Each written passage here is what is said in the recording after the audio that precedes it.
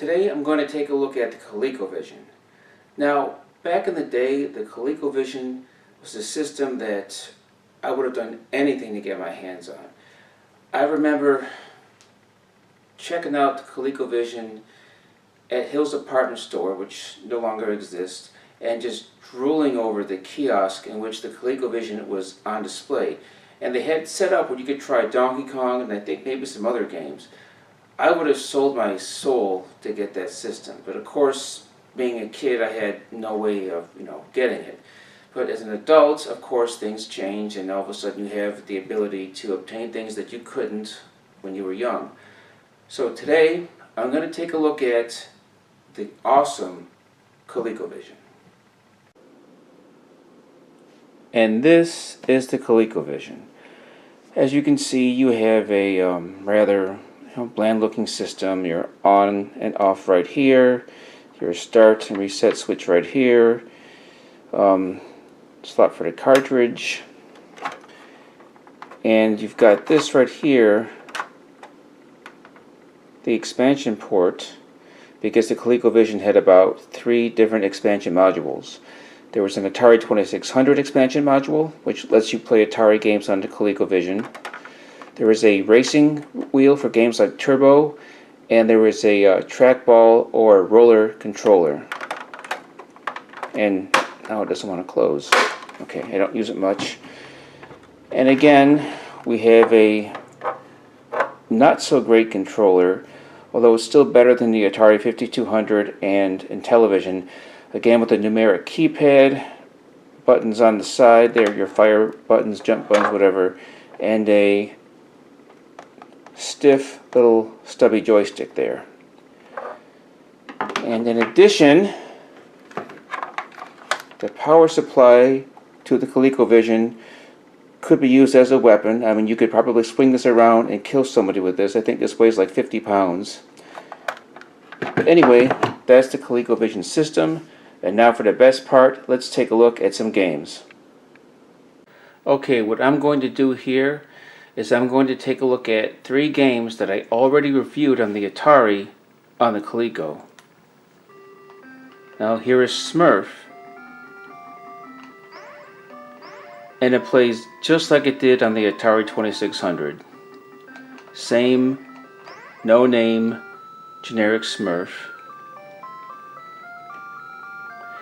Did you guys know that Coleco stands for Connecticut Leather Company?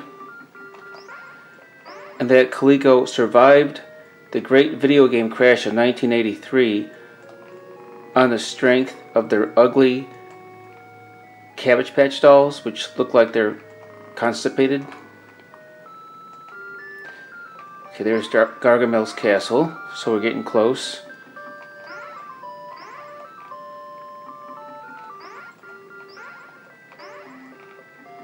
Jumpy Smurf.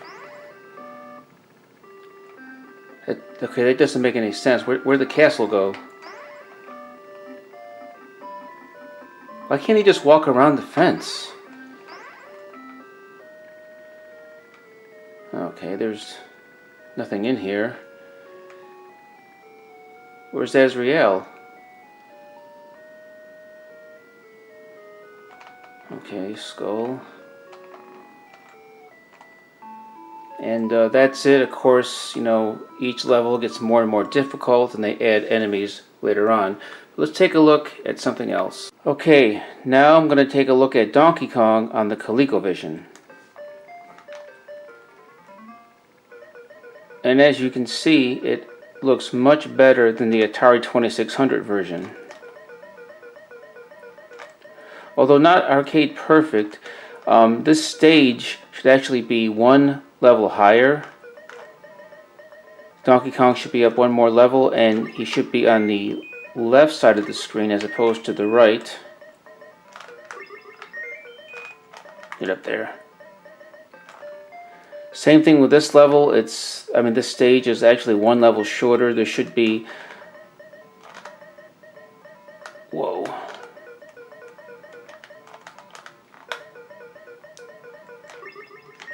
This stage should be 1 level higher. There should be 8 of these pegs to remove, not just 6. And the music just loops, which is like kind of annoying. Very short loop.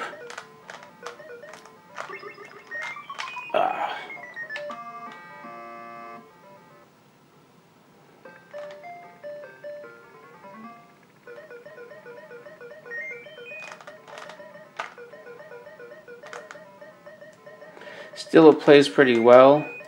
It just kind of hurts your hand because you've got to really grip this controller tightly. Just the way it's constructed with the jump buttons on the side, which is kind of a dumb design choice.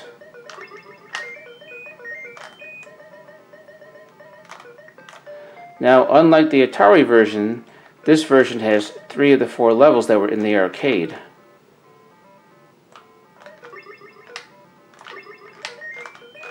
But as you'll notice, in the arcade version there was a spring that would bounce across the stage at the top of the stage.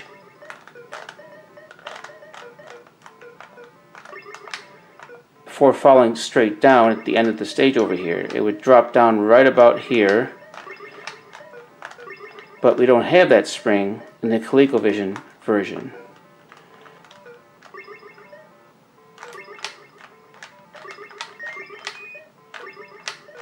Get up there. Get up there. The spring would bounce right through this area here. And and now, last but not least, I'm going to take a look at Donkey Kong Jr. on the Coleco. And as you can see, it is leaps and bounds better than the Atari version. Donkey Kong Jr. looks like Donkey Kong Jr. There's fruit in the game to attack the enemies with. The Snapjaws look like Snapjaws. There's even music.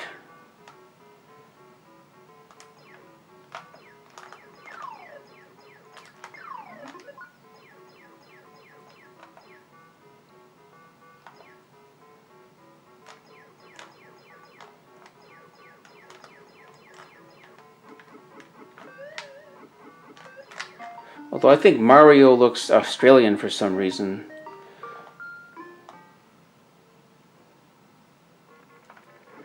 And this stage is much more faithful to the arcade than the Atari version was.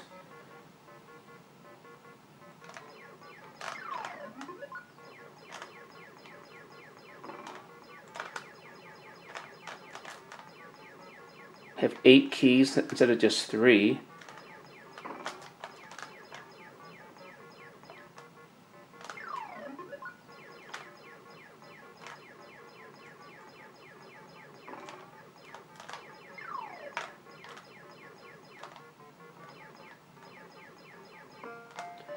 And somehow Donkey Kong is just floating up in the air.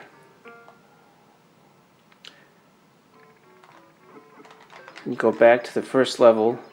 You do have 3 levels in this game. You don't have all 4, but you do have at least 3.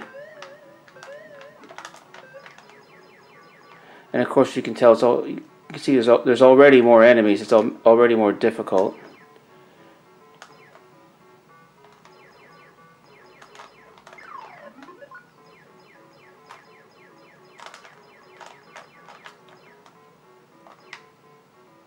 Come on, go down.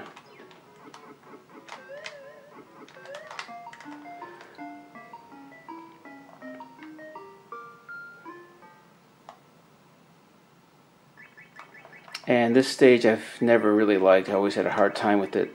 There's a secret jump move you can do, which I didn't get it timed right, but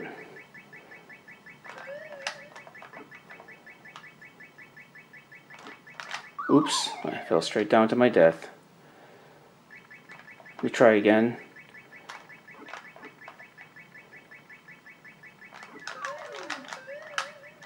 Oops, missed.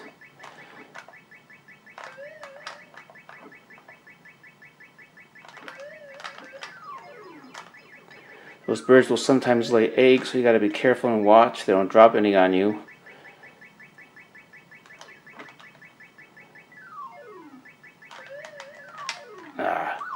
Well, I got impatient. But anyway, as you can see, Donkey Kong Jr., Donkey Kong, and Smurf are leaps and bounds better on the Coleco than the Atari. And there you have the ColecoVision. I love this system. I definitely think it's worth getting into and collecting for. But I want to point out that the best way to play these old school games is on one of these, a CRT TV. Of course, they don't make them anymore, so they are kind of hard to find, so you're going to have to do some searching, but they look best on an old system like this. Anyway, thank you for watching, and next time I'll be going into depth and detail about some other old school games like the Coleco and Television, and of course the Atari 5200. Thank you for watching.